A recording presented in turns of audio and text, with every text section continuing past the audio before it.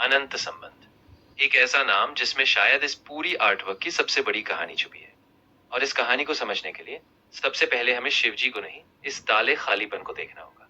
क्योंकि ये सिर्फ बैकग्राउंड नहीं है, ये हमारे मन की वो जगह है जहां नेगेटिविटी जन्म लेती है, खराब विचार पनपते हैं, डीमोटिवेशन हमें रोकती है, और कभी कभी एक ऐसा खालीपन पैदा होता है जिसे हम किसी के सामने बता भी नहीं सकते।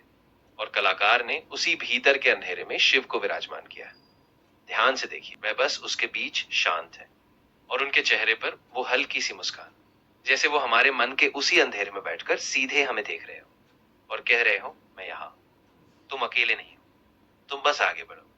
और शिव की ये मुद्रा भी बहुत कुछ कहती है। न कोई तनाव, न कोई जल्दबाजी, न शक्ति का प्रदर्शन। उनके खुले हुए बाल उस चेतना की ओर इशारा करते हैं जो दुनिया की अपेक्षाएं, लोगों की राय और हर तरह के बंधन से परे है।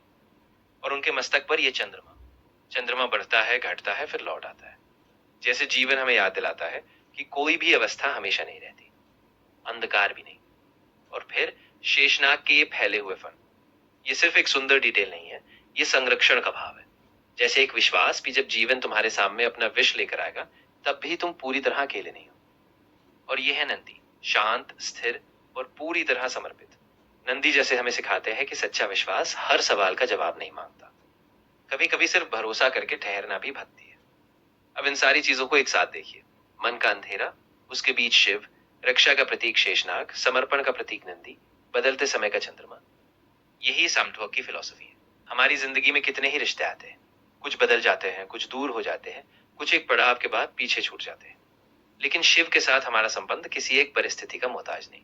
शायद इसीलिए ये संबंध सिर्फ इस जन्म तक सीमित नहीं लगता।